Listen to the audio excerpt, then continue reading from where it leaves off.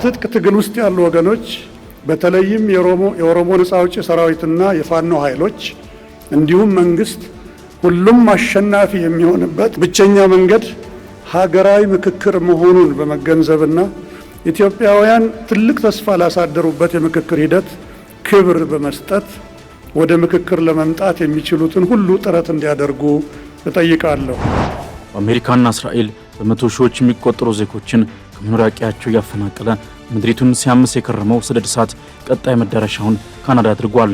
ከ160 በላይ ሰደድ እሳቶችም ካናዳን በአሁኑ ወቅት ክፉኛ ያንቀለቀሉ የነኩትን ሁሉ ወደ አመድነት እየቀየሩ ነው። የካናዳዎቹ አልበርታ፣ ማኒቶባና ሳስካቹዋን ግዛቶች ደግሞ የዝንጀሮ ድድ መስሎ ለሚንቀለቀለው ግዙፍ ሰደድ እሳት ዋነኛ ማረፊያዎች ሆነዋል። አሜሪካ በእስራኤልና ሐማስ መካከል የተኩስ አቁም ለማድረግና ታጋቾችን ለማስለቀቅ በሚል ያቀረበችውን ሐሳብ እስራኤል ሙሉ በሙሉ ስትቀበል፣ ሐማስ በበኩሉ በከፊል እንደማይቀበለው በመግለጽ ቅድመ ሁኔታዎችን አስቀምጧል። አንድ የእስራኤል ባለስልጣን እንደገለጹት እስራኤል ከሐማስ ጋር የአሜሪካ ልዑክ ስቲቭ ዊትኮፍ ባቀረበው አዲስ የግጭት ማቆም ሐሳብ ተስማምታለች። ባለስልጣኑ ለሲኤንኤን እንደተናገሩት ሕጻናት የተሟላ ስብዕና እንዲኖራቸው እንዲሁም ለጉዳት ሳይዳረጉ እንዲያድጉ ልዩ ጥበቃና እንክብካቤ ማግኘት የሚያስችላቸው የህግ ማዕቀፍና ከለላ ሊሰጣቸው ይገባል። የህፃናቱን መብትና ደህንነት ለመጠበቅ ትኩረት የሰጡ የተለያዩ ዓለም አቀፍና አህጉራዊ የህግ ማዕቀፎች ወጥተው ተግባራዊ እየተደረጉ ይገኛል። ሰላም ጤና ይስጥልን ውድ ሀገሬ ቴሌቪዥን ተመልካቾች እንደምን አመሻችሁ። ከሀገሬ ቴሌቪዥን የዕለቱን መረጃዎች ይዘን ቀርበናል። ሙሴ ከበደ ነኝ። እስከ ፍጻሜው አብራችሁን ቆዩም። በቀዳሚነት የተመለከትናቸው ርዕሰ ጉዳዮች አመራለሁ። ሀገራዊ የምክክር ኮሚሽን ከፌዴራል ባለድርሻ አካላት የምክክር አጀንዳ ማሰባሰብ ጀምሯል። እስካሁን በምክክር ሂደቱ ተሳታፊ ያልሆኑ ወገኖች ጉዳይ ኮሚሽኑን ያሳስባል ያሉት የኮሚሽኑ ዋና ኮሚሽነር ፕሮፌሰር መስፍን አርአያ ራሳቸውን ከምክክር ሂደት አግልለዋል ላሏቸው አካላት ጥሪ አቅርበዋል። እሱ ባለጓሻው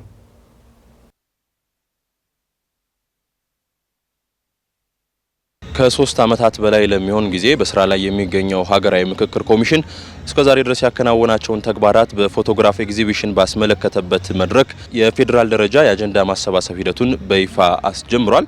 በሚሊኒየም አዳራሽ የተጀመረው ይህ መርሃ ግብር ለተከታታይ 3 ቀናት ቆይታ እንደሚያደርግም ኮሚሽኑ አስታውቋል። በዚህ ሂደትም የተለያዩ አጀንዳዎችን ከፌዴራል ባለድርሻ አካላት የሚረከበው ኮሚሽኑ እስካሁን ድረስ የምክክር ሂደቱን ባከናወነባቸው 13 በሚደርሱ ቦታዎች ማለትም በ11 ክልሎችና በሁለቱ ከተማ አስተዳደሮች 13 ጥቅል አጀንዳዎችን መረከቡን ገልጿል። ኮሚሽኑ ወደ አጀንዳ ማርቀቅ ሂደት ስለመግባቱም የኮሚሽኑ ኮሚሽነር ዶክተር አምባዮ ጋቶ ተናግረዋል። 13 የክልልና የከተማ አስተዳደር የተጠቃለሉ የአጀንዳ ሰነዶች በምክክር ተሰብስበዋል። በሚቀጥሉት ጊዜያት በአሰራራችን መሰረት በትግራይ ክልልና በአንዳንድ በተመረጡ የዲያስፖራ በተለምዶ በምንለው አካባቢ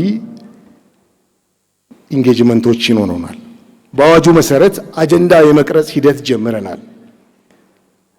ፋሲሊቴተሮችን ወደ መመልመል ሂደት ውስጥ ገብተናል።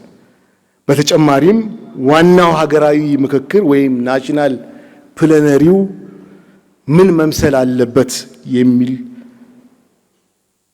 ኤክሰርሳይሶችን እየሰራ እንገኛለን። የሀገራዊ ምክክር ኮሚሽን ዋና ኮሚሽነር ፕሮፌሰር መስፍን አርአያ እስካሁን ድረስ በርካታ ፖለቲካ ፓርቲዎች እንዲሁም ሌሎች አካላት አብረዋቸው እየሰሩ እንዲሁም በአጀንዳ ማሰባሰቢያ መርሃ ግብሮች ላይ እየተሳተፉ ቢገኙም እስካሁን ድረስ ተሳታፊ ያልሆኑ የፖለቲካ ፓርቲዎች እንዲሁም የታጣቂ ኃይሎች ጉዳይ እንደሚያሳስባቸው ገልጸዋል። በዚህም እነዚህ የፖለቲካ ፓርቲዎችና ታጣቂ ኃይሎች ወደ ምክክሩ እንዲመጡ የተለያዩ ባለድርሻ አካላት የራሳቸው ሚና እንዲወጡ ጠይቀዋል።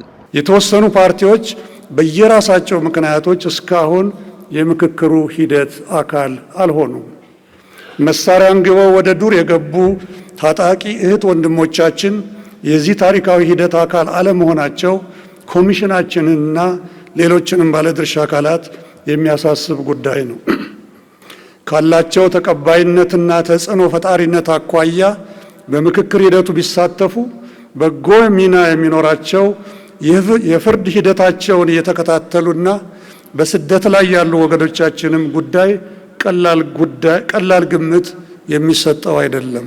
በትጥቅ ትግል ውስጥ ያሉ ወገኖች በተለይም የኦሮሞ ነጻ አውጪ ሰራዊትና የፋኖ ኃይሎች እንዲሁም መንግስት ሁሉም አሸናፊ የሚሆንበት ብቸኛ መንገድ ሀገራዊ ምክክር መሆኑን በመገንዘብና ኢትዮጵያውያን ትልቅ ተስፋ ላሳደሩበት የምክክር ሂደት ክብር በመስጠት ወደ ምክክር ለመምጣት የሚችሉትን ሁሉ ጥረት እንዲያደርጉ እጠይቃለሁ። ሀገሬ ቴሌቪዥን ያነጋገራቸው የተለያዩ ባለድርሻ አካላትም ሀገራዊ ምክክሩ አካታች እንዲሆን ማስቻል ትልቁ ጉዳይ መሆኑን በማንሳት እስካሁን ድረስ በምክክር ሂደቱ ተሳታፊ ያልሆኑ ወገኖች ወደ ምክክር ሂደቱ እንዲመጡ ጥሪያቸውን አቅርበዋል። መንግስት እንዲሁም ሌሎች ባለድርሻ አካላትም በዚህ ረገድ ሊጫወቷቸው የሚገባ በርካታ ሚናዎች እንዳሉ ገልጸዋል። ጥያቄያቸው ይዘው ለምክክር ኮሚሽኑ ማቅረብ መቻል አለበት። ይሄ ለማድረግ መንግስት በዋናነት ትልቁ ድርሻ የሚወስድ ነው። ተደጋጋሚ የሆነ ሰላማዊ ጥሪ ማድረግ መቻል አለበት። በሩ ክፍት ማድረግ መቻል አለበት። እነዛ በተቃራኒ የቆመው መንግስትን የሚፋለሙ ወገኖች፣ መሳሪያ ያነሱ ወገኖች እዚህ ጉዳይ ላይ ተሳታፊ መሆን እንዳለባቸው ባንክሮት መሰጠት መነገር ያለበት ጉዳይ ነው። እንደ ምክር ቤት እኛ ልናደርግ የምንችለው ቋሚ ኮሚቴዎቻችን አሉ። በዛ ቁጥጥርና ክትትል የሚደረግበት ሁኔታ ይኖራል። ዞሮ ዞሮ የመንግስት አካል ስለሆንን ግልጽ የሆነ እንደ ምክር ቤት ግልጽ የሆነ ጥሪ በማድረግ ከመንግስት ጋር በጋራ መስራት እንዳለባቸው ወይም ምክክሩ ላይ መምጣት እንዳለባቸው ማሳሰብ ያስፈልጋል። በጠረጴዛ ዙሪያ እንድንወያይበት ጉዳዩን አምጥተው ወደሚፈለገው ደረጃ መድረስ መቻል አለበት። ያ ካልሆነ በስተቀር አሁንም የቀረን አጀንዳ አለ፣ ተተነው ያለፈን አጀንዳ አለ። ነገር ግን ደግሞ ነገ እንደዚሁ የሚያባላን የሚያጨቃጭቀን ለጦርነት ለግጭት የሚዳርገን ማለት ነው። ይሄ እንዳይሆን ሁሉም አካላት ተሳትፏቸው ቀጥተኛ ተሳትፎ ስለሆነ በቀጥታ ተሳትፏቸው የሚፈልጉትን አጀንዳ አቅርበው እንዲወሰን ማድረግ እንድንወያይበት ማድረግ ወሳኝ ነው። በሰው ሰራሽ አስተውሎት ወይም ኤአይ ጥቅም ላይ እየዋሉ ካሉት መረጃዎች ውስጥ የኢትዮጵያና የአፍሪካ መረጃዎችና ቋንቋዎች በጣም አነስተኛ እንደሆኑ ተገልጿል። በእንግሊዝኛ የሚገኙት መረጃዎች ከ75 በመቶ በላይ ሲሆኑ የኢትዮጵያ ብሎም የአፍሪካ መረጃዎች ድርሻ ግን ከ1 በመቶ ያነሰ ነው ተብሏል። ደምሶች ፈራው። ኤአይ ወይም ሰው ሰራሽ አስተውሎት ከጊዜ ወደ ጊዜ እየተስፋፋና የሚሰጣቸው አገልግሎቶችን ቢሆን በርካታ ዘርፎችን እየነካኩ ይገኛሉ። እነዚህ እየሰፉ የመጡ የሰው ሰራሽ አስተውሎት መተግበሪያዎች ላይ የምናገኛቸው መረጃዎች ግን ሙሉ ለሙሉ በሚባል ደረጃ በእንግሊዝኛና ሌሎች የውጭ ቋንቋዎች የተዘጋጁ ናቸው። ለዚህ ዋነኛው ምክንያት ደግሞ ኢትዮጵያን ጨምሮ የአፍሪካ አገራት ያሏቸው መረጃዎች በሚፈለገው ደረጃ ዲጂታላይዝ ባለመደረጋቸው እንደሆነ ተገልጿል። እንደ አገር በአማርኛ ቋንቋ በተሻለ መጠን በጽሁፍም ሆነ በሌሎች መንገዶች ዲጂታላይዝ የተደረጉ መረጃዎች ያሉ ሲሆን በተቀረው የአገራችን ቋንቋዎች ግን የመረጃ እጥረት አለ ተብሏል። በዚህም የተነሳ ከዚህ ቀደም በውስን ደረጃ ይታይ የነበረው የመረጃ ቅኝ ግዛት አሁን ከሰው ሰራሽ አስተውሎት እያደገ መምጣት ጋር ተያይዞ በከፍተኛ ደረጃ እየጨመረ ነው ተብሏል። በዓለም አቀፍ ደረጃ እነኚህ የአርቲፊሻል ኢንተለጀንስ ሞዴልስ የቋንቋ ሪፕሬዘንቴሽናቸው የቋንቋ ከቨሬጃቸውን ስናይ የአፍሪካ ቋንቋዎች ከ1% በታች ናቸው። 75% አሁን የምንጠቀማቸው የኤአይ ሞዴልስ ውስጥ የእንግሊዝኛ ቋንቋ ኮንቴንት ነው ያለው። ይሄ ራሱ የቻለ እንትን ይፈጥራል፣ ኢምባላንስ ይፈጥራል። ይሄ ኢምባላንስ ደግሞ ኢምፕሊኬሽኑ ብዙ ነው። ለምሳሌ እነኚህ ቴክኖሎጂዎች የኛን ማንነት፣ የኛን ካልቸር፣ የኛን ታሪክ ላይረዱ ይችላሉ። ከነሱ ጋር ኢንተራክት ስናደርግ አለመረዳታቸው ደግሞ ወደፊት ይህንን የሚጠቀሙ ለምሳሌ ተማሪዎች፣ የሚቀጥለው ትውልድ ይህን ቴክኖሎጂ አዶፕት ቢያደርግ ብዙ የተዛቡ ነገሮች እየቀሰመ ይሄዳል ማለት ነው። ይሄንን ለማስቀረት መንቃት አለብን፣ ቀድመን ማየት አለብን ነው። አሁን ላይ የሰው ሰራሽ አስተውሎት እድገት በከፍተኛ ፍጥነት እየሄደ እንደሚገኝ ይታወቃል። ለዚህም ደግሞ በዘርፉ ላይ ሰፊ ስራ መሰራት እንዳለበት ይጠበቃል። ከቴክኖሎጂ ጋር እኩል ለመራመድ ደግሞ በጽሁፍም ሆነ በድምፅና በምስል ያሉ መረጃዎቻችንን ዲጂታላይዝ የማድረግ ትልቅ ንቅናቄና ዘመቻ እንደሚያስፈልግ ተገልጿል። መውጫው አንድ ነገር ብቻ ነው። ይሄ ኮሎኒያሊዝም ምን ፈጠረ? የዴታ እጥረት ፈጠረ። ለነኚህ ለኤአይ ሞዴሎች ማሰልጠኛ እጥረት ፈጠረ። እጥረት ደግሞ የሚቀረፈው ሰፕላይ በማብዛት እሱ ኦቨርናይት አይሆንም፣ ግን በመንግስትም እንደ ስትራቴጂ ተይዞ ከሆነ ጥሩ ነው። በግል ሴክተሩ በኢንተርናሽናል ኦርጋናይዜሽኖችም ትብብር ያሉንን በጽሁፍ ያልተቀመጡ ዲጂታይዝ ያልተደረጉ በቃልም ከትውልድ ትውልድ የሚተላለፉ ነገሮችን የዲጂታይዜሽን ዘመቻ ያስፈልገናል። መድረስ የምንችለው ወይ በቅርብ መከተል የምንችለው ይሄንን ስናደርግ ብቻ።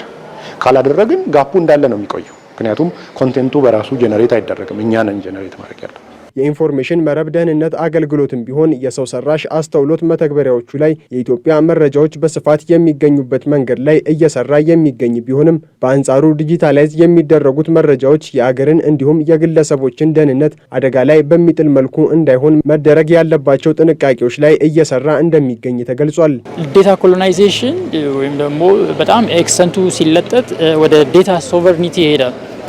ዴታ ሶቨርኒቲ እንደ ማንኛውም ለቴሪቶሪ እንዳለው ወይም ሀገራዊ አይደንቲቲ ላይ እንደሚመጣ ሁሉ ያንተን ዴታ የሆነ ሰው ውጪ ላይ አገኘው ማለት አስበው አሁን ናሽናል አይዲ ልንጠቀም ነው።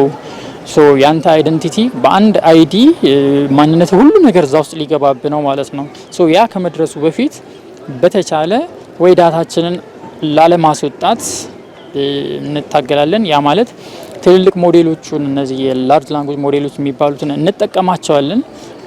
ከኋላ ደግሞ ሌሎች ቴክኒኮች አሉ። ኤአይን ዴታ ሶቨርኒቲን ወይም ደግሞ የዴታ ኮሎናይዜሽን ያመጣል ብለን ከሩቅ እንትን ከምንለው ግን እንዴት ተከላክለን፣ ምክንያቱም ኢንሳ ላይ መከላከልም አንድ ስልት ነው፣ ማጥቃትም ሌላ ስልት ስለሆነ ማለት ነው። ሁለቱንም ይዘን እየተንቀሳቀስን ያለ ነው። የአዲስ አበባ ባህል ኪነ ጥበብና ቱሪዝም ቢሮ ከኢንፎርሜሽን መረብ ደህንነት አስተዳደርና አዲስ አበባ ዩኒቨርሲቲ ጋር በመሆን ቋንቋ ባህልና ቴክኖሎጂ ላይ ያተኮረ የቋንቋና ባህል ጉባኤ በዛሬው ዕለት የተካሄደ ሲሆን በጉባኤው ላይም የሰው ሰራሽ አስተውሎትና ሌሎች የቴክኖሎጂ ውጤቶች በቋንቋዎቻችን ላይ ያላቸው አዎንታዊና አሉታዊ ተጽዕኖ ላይ ያተኮሩ ጥናታዊ ጽሑፎች ቀርበው ውይይት ተደርጎባቸዋል። አሜሪካ በእስራኤልና ሐማስ መካከል የተኩስ አቁም ለማድረግ ታጋቾችን ለማስለቀቅ በሚል ያቀረበችውን ሐሳብ እስራኤል ሙሉ ለሙሉ ስትቀበል የሐማስ ባለስልጣናት በበኩላቸው በከፊል እንደማይቀበሉት በመግለጽ ቅድመ ሁኔታዎችን አስቀምጠዋል። የዋይት ሀውስ ቃል አቀባይ በሰጡት ጋዜጣዊ መግለጫ የአሜሪካ ልዩ ልዑክ እስራኤል የደገፈችውን ሐሳብ ማቅረባቸውን አረጋግጠዋል። በሌላ በኩል እስራኤል በዮርዳኖስ ድንበር አቅራቢያ በዌስት ባንክ ውስጥ አዳዲስ ሰፈራዎችን ለማድረግ ማቀዷ ተገልጿል። ኃይለ ገብርኤል ታደሰ ተጨማሪውን አዘጋጅቷል።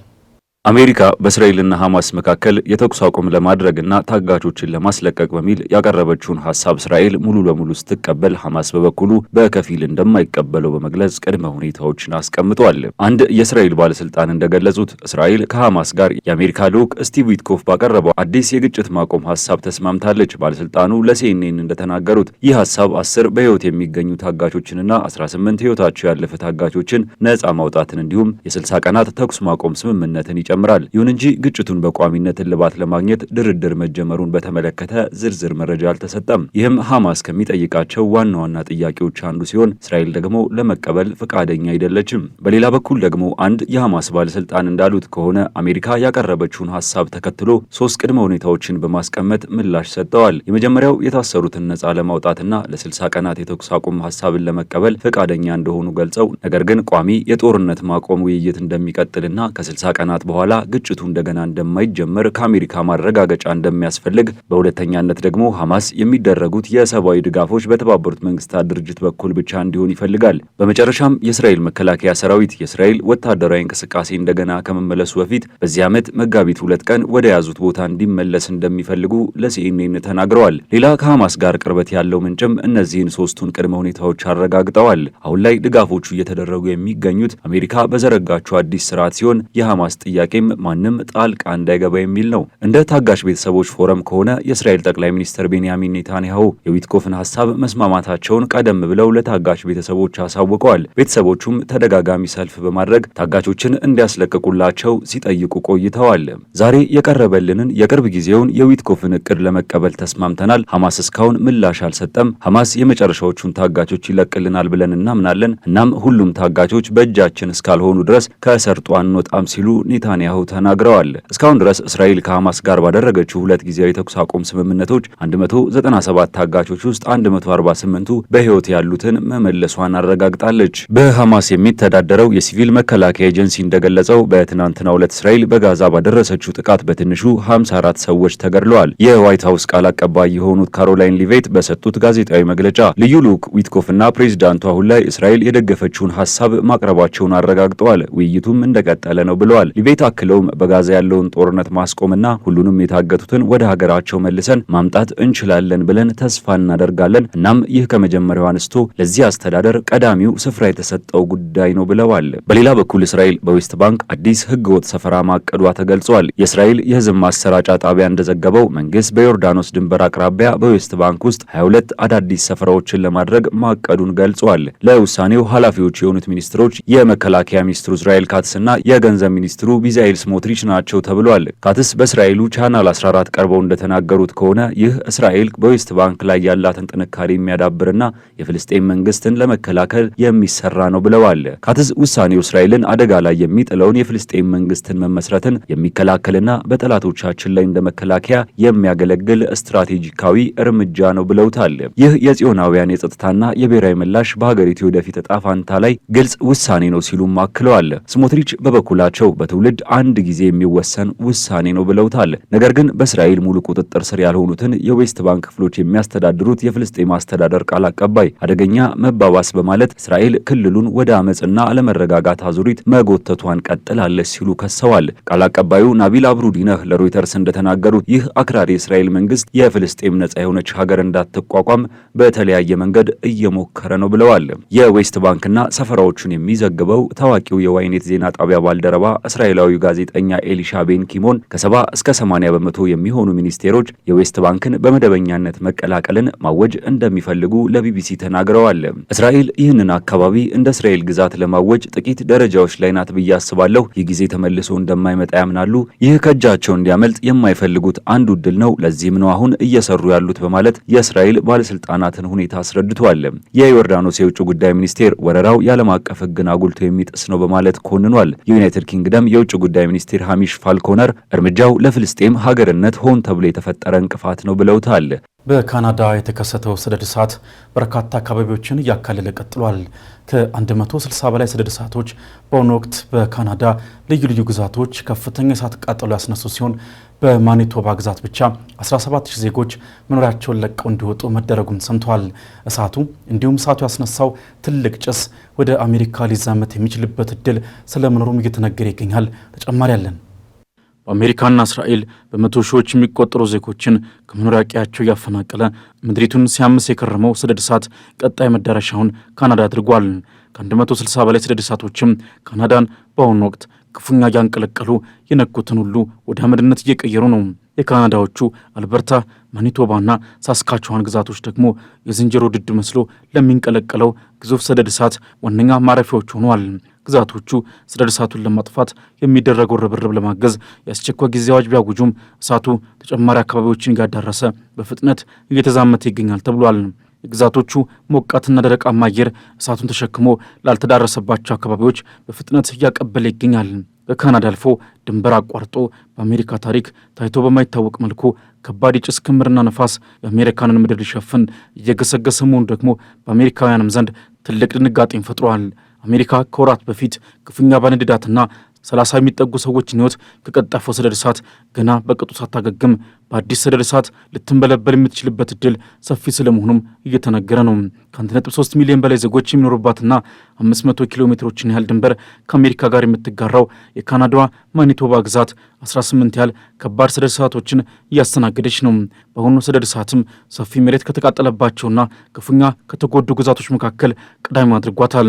በግዛቲቱ ሰሜን ምዕራብ አቅጣጫ 600 ያህል ዜጎች የሚኖሩባትን የሊን ሐይቅ መንደር በማካለሉ ዜጎች አካባቢውን በአስቸኳይ ለቆ እንዲወጡ ጥብቅ ትዕዛዝ ተላልፎላቸዋል ሲል የካናዳ ዋነኛ የዜና ማሰራጫ ጣቢያ ሲቢኤስ ዘግቧል።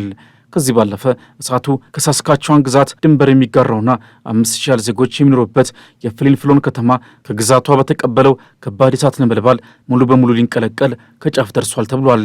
በማኒቶባ በተነሳው ግዙፍ ሰደድ እሳትም የግዛቲቱ ባለስልጣናት የአስቸኳይ ጊዜ አዋጅ አውጀው በ10 ሺዎች የሚቆጠሩ ሰዎች ጨርቄን ማቂን ሳይሉ ራፊ ጨርቅ ብቻ አንጠልጥለው በአስቸኳይ ቤታቸውን ለቀው እንዲወጡ አዘዋል። የማኒቶባ ገዢ ዋብ ኪኒው በሰጡት መግለጫ 17000 ያህል ነዋሪዎች አካባቢያቸውን ለቀው እንዲወጡ ተደርጓል ያሉ ሲሆን ይህም በማኒቶባ ግዛት በአብዛኞቹ ዜጎች ሕያው ትዝታ ውስጥ ትልቁ የተፈጥሮ አደጋ መፈናቀል ነው በማለት ገልጸውታል ሲል ዋሽንግተን ፖስት በዘገባው አስፍሯል። በሰማይ ላይ በሚበሩ በርካታ ድሮኖች ምክንያት ከአየር ላይ ውሃ የሚረጩ ሄሊኮፕተሮችን ማሰማራት አልቻለም ያሉት ገዢው ከዩቲዩብ ከሚገኝ ገንዘብ ይልቅ ዜጎቻችንን በሕይወት ማቆየት ስለሚቀድም እባካችሁ ድሮናችሁን ከመሬት አሳርፉልን ሲሉ ተማጽነዋል። በያዝነው ዓመት ብቻ በግዛቷ 102 ያህል ሰደድ እሳቶች መከሰታቸውን የማኒቶባ ሰደድ እሳት መከላከል አገልግሎት ያሳወቀ ሲሆን የፌዴራልና የክልሎች እሳት አደጋ ተቋማት ቅንጅት የሆነው የካናዳ ሰደድ እሳት መከላከል ማዕከል በበኩሉ በዚህ ዓመት ብቻ በማኒቶባ 200 ሺህ ያህል ሄክታር መሬት በሰደድ እሳት በከባድ ሁኔታ መቃጠሉን ገልጿል። ማዕከሉ መላው ካናዳን ያነደዱ በጠቅላላው 160 ሰደድ እሳቶች መከሰታቸውን ያስታወቀ ሲሆን አብዛኞቹ ከቁጥጥር ውጭ ናቸው ብሏል። ማኒቶባ ግዛት በደቡብ አቅጣጫ ሰሜን ዳኮታና ሚኒሶታ ከተባሉ የዩናይትድ ስቴትስ ግዛቶች የምትዋሰን መሆኑ እሳቱም በቀላሉ ሊዛመት ይችላል በሚል አሜሪካንንም እንቅልፍ ነስቷል። የአሜሪካ የሳተላይት መረጃ እንደሚያሳየው እሳቱ የፈጠረው ከባድ የጭስ ክምርም ወደ አሜሪካ ሊዛመት ይችላል በሚል ትልቅ ስጋትን አሳድረዋል። የሚኒሶታ ባለሥልጣናት በሰሜን ምስራቃዊ የግዛቷ ክፍል የአየር ብክለት ማስጠንቀቂያዎችን ማስተላለፋቸው የተሰማ ሲሆን በተቃጠለው አየር ውስጥ ለጤና ጎጂ የሆኑ ቅንጣቶች በመኖራቸው ማህበረሰቡ አስፈላጊውን ጥንቃቄ እንዲያደርግ አስጠንቅቀዋል ሲል የአሜሪካው ሲኤንኤን በዘገባው አስነብቧል። በሳስካቸዋን ግዛት ከ17 በላይ እስካሁን ያልጠፉ ሰደድ እሳቶች መኖራቸውም ተነግሯል። ከዚህ ውስጥ 10 ያህሉ በከባድ ሁኔታ እየተንቀለቀሉ ነው ተብሏል። የሳስካቸዋን ከንቲባ ጆርጅ ፎንቴን እስከ እኩለ ሌሊት ድረስ ሁሉም ሰዎች አካባቢያቸውን ለቀው መውጣት አለባቸው፣ ያ እኔንም ያካትታል፣ ከአሁኑም እቃዎችን መሸካከፍ ጀምሬያለሁ ብለዋል። በካናዳ የእሳት አደጋ ሰራተኞች በምድርና በአየር እሳቱን ለማጥፋት በብርቱ እየተረባረቡ ነው። እሳቱ ግን በፍጥነት እየተቀጣጠለ ያገኘውን እያነደደ ሲንበለበል በተለያዩ ተንቀሳቃሽ ምስሎች ታይቷል። በካናዳው የቅርቡ ሰደድ እሳት ሕይወታቸውን ያጡ ዜጎች ስለመኖራቸው እስካሁን በይፋ የወጣ መረጃ ባይኖርም ከአንድ ወር ገደማ በፊት ተከስቶ በነበረው ተመሳሳይ ተፈጥሮ አደጋ 2 ዜጎች መሞታቸው ተዘግቦ ነበር። ከ2 ዓመት በፊትም በ2023 ካናዳ በታሪኩ አስከፊውን ሰደድ እሳት ማስተናገዳው የሚታወስ ሲሆን ከእንግሊዝ የቆዳ ስፋት የሚበልጥ ማለትም 17.3 ሚሊዮን ሄክታር ያህል መሬት በእሳቱ መንደዱም አይዘነጋም። ወደ አጫጭር መረጃዎቻችን አለፍን። የኢትዮጵያ ደረጃዎች ኢንስቲትዩት የማህበረሰቡን ጤናና የአካባቢ ደህንነትን የሚያስጠብቁ 34 አዲስና የተከለሱ ደረጃዎችን ማጽደቁን አስታወቀም። የኢንስቲትዩቱ ዳይሬክተር ዶክተር መሰረት በቀለ እንደተናገሩት ተቋማቸው በ5 ዘርፎች 63 ደረጃዎችን አውጥቶ ለቦርዱ ያቀረበ ሲሆን ቦርዱም ከቀረቡለት 64 ደረጃዎች ውስጥ 34ቱን አጽድቋል። የኢትዮጵያ ደረጃዎች ኢንስቲትዩት በአካባቢ ጤናና ደህንነት እንዲሁም በግብርና ዘርፍ 19 አዲስና 15 የተከለሱ በአጠቃላይ 34 ደረጃዎች እንዲጸድቁ አድርጓል ብለዋል። በአካባቢ ጤናና ደህንነት ዘርፍ 10 አዲስና 9 የተከለሱ ደረጃዎች ጸድቋል ያሉት ዳይሬክተሯ በግብርናና ምግብ ዘርፍ ደግሞ 9 አዲስና 6 የተከለሱ ደረጃዎችን የማጽደቅ ተግባርም ተከናውኗል ብለዋል።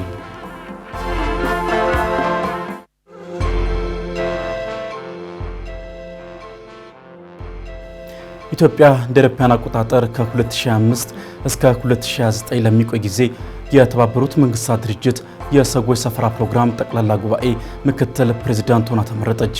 በናይሮቢ ኬንያ በተካሄደው ሁለተኛው የድርጅቱ የሰዎች ሰፈራ ፕሮግራም ጠቅላላ ጉባኤ ላይ በሙሉ ድምፅ መመረጧን በኢትዮጵያ የኬንያ ኤምባሲ ገልጿል።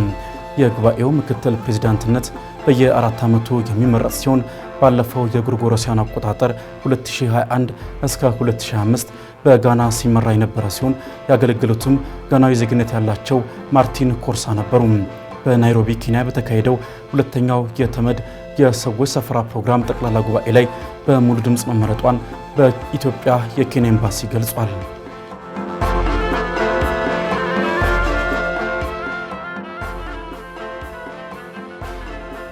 የታላቁ ህዳሴ ግድብ ማስተባበሪያ ጽሕፈት ቤት ግንባታው 98.6 በመቶ የደረሰው የህዳሴ ግድብ በመጪዎቹ ጥቂት ወራት ሙሉ በሙሉ እንደሚጠናቀቅ አስታወቀም።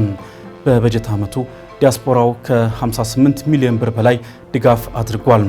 በቀጣይ ከሀገር ውጭ ከሚኖረው ማህበረሰብ ከ3 ሚሊዮን ዶላር በላይ ለመሰብሰብ የኢትዮጵያ ዲያስፖራ አገልግሎት የንቅናቄ ስራን ማስጀምሯል ተብሏል። የታላቁ ህዳሴ ግድብ አሁን ላይ በ6 ተርባይኖች የኤሌክትሪክ ኃይል በማመንጨት ላይ የሚገኝ ሲሆን የግድቡ ግንባታ ሂደት ከ23 ቢሊዮን ብር በላይ እንደተዋጣለትም ተነግሯል።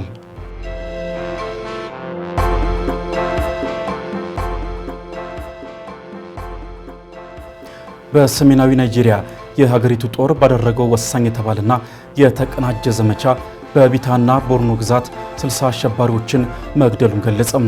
ጦሩ ዘመቻ ሀዲንቃይ ባለው በዚሁ ጥቃት የተለያዩ የአየር ላይ እንዲሁም የምድር ውጊያ ማድረጉን በመግለጽ አካባቢው ላይ ሁከትና ብጥብጥ ሲፈጥሩ የነበሩ አሸባሪዎችን መግደሉና ብዙዎችንም ማቁሰሉን ገልጿል። እንደ ዴይሊ ፖስት ናይጄሪያ ገለጻ በዚሁ ሳምንት መጀመሪያ በርካታ የቦኮ ሃራም ታጣቂዎችንና በምዕራብ ናይጄሪያ አካባቢ ያሉ አይኤስ ዋፕ የተሰኙ ታጣቂዎችን የናይጄሪያ ጦር መግደሉን ገልጿል።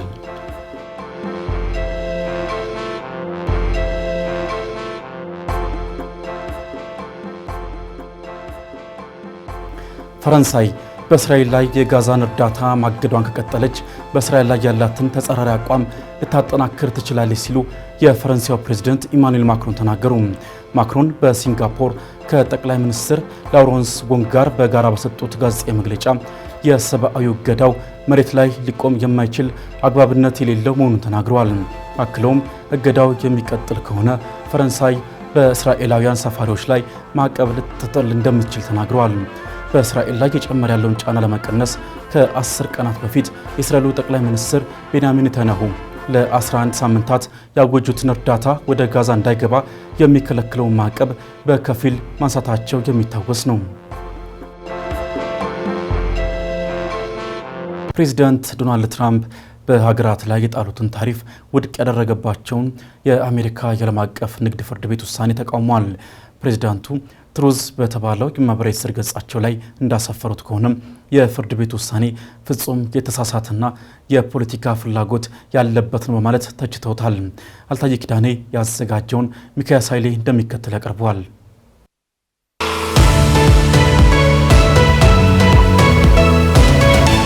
የዶናልድ ትራምፕ አስተዳደር የጣሏቸው ታሪፎች ማነጋገራቸውን ቀጥሏል።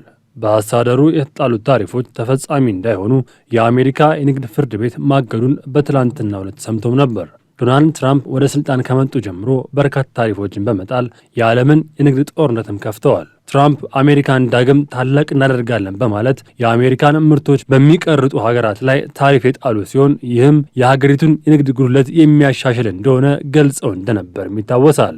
ይህንም ተከትሎ ሊበርቲ ጀስቲስ ሴንተር የተባለው ተቋም ዕቃዎችን ታሪፍ ከተጣለባቸው ሀገራት የሚያስወጡ ነጋዴዎች በታሪፍ ሳቢያ ጫና የደረሰባቸው መሆኑ ጉዳዩም ወደ ፍርድ ቤት እንደወሰደው ተገልጿል። ከዛም ባለፈ ዳግም የአሜሪካ የተለያዩ ግዛቶች ጥምረት በተመሳሳይ ከውጭ በሚገቡ ምርቶች ላይ የተጣለውን ቀረጥ በመቃወም ፍርድ ቤት መሄዱን ሰምተዋል። ጉዳዩን ሲከታተል የነበረው የአሜሪካ የንግድ ፍርድ ቤት በውሳኔውም ፕሬዝዳንቱ በሁሉም የዓለም ሀገራት ላይ ታሪፍ እንዲጥሉ የአንድ ወገን ስልጣን አልተሰጣቸውም በማለት ተፈጻሚ እንዳይሆን እግድ በመጣል የትራምፕን አስተዳደር አስቆጥቷል። መቀመጫውን በኒውዮርክ ያደረገው ይህ ፍርድ ቤት የአሜሪካን ሕገ መንግስት ለሕግ አውጪ ምክር ቤት ሀገሪቱ ከሌሎች ሀገራት ጋር የምታደርገው የንግድ ልውውጥ የመቆጣጠር ስልጣን እንደተሰጠውና ይህም ኢኮኖሚውን የሚጠብቅ እንደሆነም ገልጿል። ይሁን እንጂ የትራምፕ ድርጊት ይህን የምክር ቤት ስልጣን የሚሽር መሆን እንደሌለበት በውሳኔውም አሳውቀዋል። ፍርድ ቤቱ የትራምፕ አስተዳደር በቻይና፣ ሜክሲኮ፣ ካናዳ ላይ የጣላቸውን የተለያዩ ቀረጦች በእግድ እንዲቆዩ ያዘዘም ሲሆን ነገር ግን እንደ መኪና፣ ብረት፣ አልሙኒየም ባሉ አንዳንድ ልዩ ልዩ ዕቃዎች ላይ የጣለውን ታሪፍ እንዲመለከት ጥያቄ ቀረበለት ባለመሆኑ እገዳው እንዳልጣለ ቢቢሲም ዘግቧል። እገዳውን ተከትሎ የዶላር ዩሮና ፓውንድ የመግዛት አቅም ለውጦችን እያሳዩና የስቶክ ገበያውን እየተቃረነ እንደሆነ ከተገለጸ በኋላ የትራምፕ አስተዳደር ይግባኝ መጠየቁ ሲሰማ ይግባኙም እገዳውን ጊዜያዊ እንዳደረገውም ተዘግቧል። ትራምፕ ወደ ስልጣን ከመጡ በኋላ አሜሪካ ከሌሎች ሀገራት ጋር ያላትን ንግድ ሚዛን የተመጣጠነ አይደለም በሚል ታሪፍ ሲጥሉ የቆዩ ሲሆን የጣሉት ታሪፍ 1.2 ትሪሊዮን ዶላር የአሜሪካ ንግድ ጉድለት ያስተካክላል ተብሎም ታምኖበት ነበር። የንግድ ፍርድ ቤት ለትራምፕ አስተዳደር የተጣሉትን ያልተገቡ ታሪፎች ለማስቆም ቢሮክራሲያዊ ስራዎችን ለማከናወን የሚያስችል የ10 ቀን ቀነ ገደብ የተሰጠ ሲሆን ከይግባኝ በኋላ በሚቀጥሉት ጥቂት ቀናት ጉዳዩ በፍርድ ቤት ዳግም እንደሚታይም ተዘግበዋል። ከእገዳው በኋላ የዋይት ሀውስ ቃል አቀባይ የአሜሪካ ንግድ ጉድለት ሀገሪቱን ወደ ኋላ የጎተተና ያስቀረ የብሔራዊ ደህንነት ቢሉ ጉዳይ ነው። ስለዚህ ፍርድ ቤቱ በዚህ ውስጥ ጣልቃ መግባት የለበትም ብለዋል። የአሜሪካ አስተዳደር ይግባኝ በጊዜያዊነት ተቀባይነት ካገኘ በኋላም የአሜሪካ ፕሬዝዳንት አስተዳደር ከውጭ ምርቶች የሚያገኙትን ቀረጥ መሰብሰብ መቀጠሉ እንደሚችሉ የይግባኝ ሰሚ ፍርድ ቤት መወሰኑን ሮይተርስም ዘግበዋል። ፕሬዝዳንቱ በትሩዝ በተባለው ማህበራዊ ትስስር ገጻቸው ላይ እንዳሰፈሩት የፍርድ ቤት ውሳኔ ፍጹም የተሳሳተና ፖለቲካዊ ፍላጎት ያለበት ነው በማለት ተችተውታል። የፍርድ ቤት ዳኞችም ከየት እንደመጡ አላውቅም፣ ውሳኔያቸው ለእኔ ባላቸው ጥላቻ ላይ የተመሰረተ ነው እንጂ ሌላ ምክንያት የላቸውም በማለትም ወርፈዋቸዋል።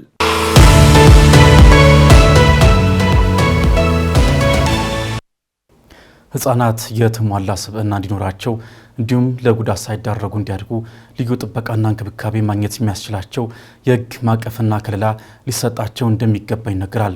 ይህ በኢትዮጵያ ህግ ውስጥ ምን አይነት ቦታ ተሰጥቶታል የሚለውን በተመለከተ ጠበቃው የሚልን ነገር አለ። ወደ ይዘው እንለፍ።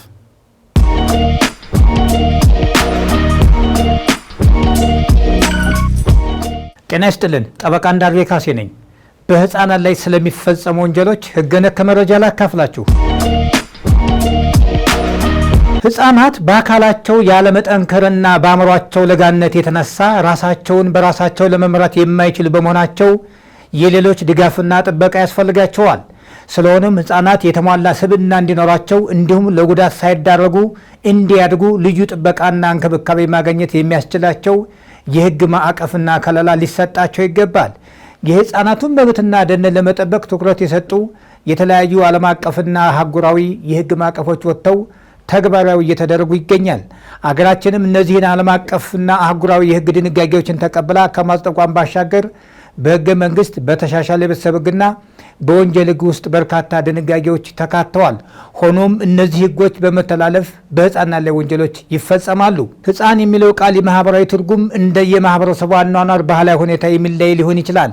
ህፃናት በየትኛውም ማህበረሰብ ውስጥ ተገቢውን የህግ ከለላ ማግኘት ይቻላቸው ዘንድ በዓለም አቀፍም ሆነ በሀገራችን የህግ ማዕቀፎች ሰፍረው ጥቅም ላይ የዋሉ ትርጓሜዎች ያሉ ሲሆን ከነዚህም ውስጥ በተባበሩት መንግስታት የህፃናት መብቶች ስምምነት፣ የአፍሪካ የህፃናት መብቶችና ደህንነት ቻርተር፣ በኢትዮጵያ የተሻሻለ ቤተሰብ ህግ፣ በሰው የመነገድና ሰውን በህገወጥ መንገድ ድንበር የማሻገር ወንጀልን ለመከላከልና ለመቆጣጠር በወጣው አዋጅ መሰረት ህፃን ማለት እድሜው ከ18 ዓመት በታች የሆነ ማንኛውም ሰው ነው በማለት ትርጉም ተሰጥቶታል። የኢትዮጵያ ወንጀል ህግ የወንጀል ኃላፊነት ያለባቸውን ሰዎች ለመለየት ለአካለ መጠን ያልደረሱ በማለት በእድሜ ከፋፍሎ ያስቀመጠ ቢሆንም ህፃን ወይም አካለ መጠን ያልደረሰ የሚለውን ትርጉም ያላስቀመጠ በመሆኑ ከላይ የተጠቀሱትን ዓለም አቀፍና የሀገር ውስጥ የህግ ድንጋጌዎችን መጠቀም ተገቢ ነው። ከዚህ መነሻነት በወንጀል ህጉም ቢሆን ህፃን የሚለው ትርጉም 18 ዓመት ያልሞላው ለአካለ መጠን ያልደረሰ ሰው ማለት መሆኑን መረዳት ያስፈልጋል።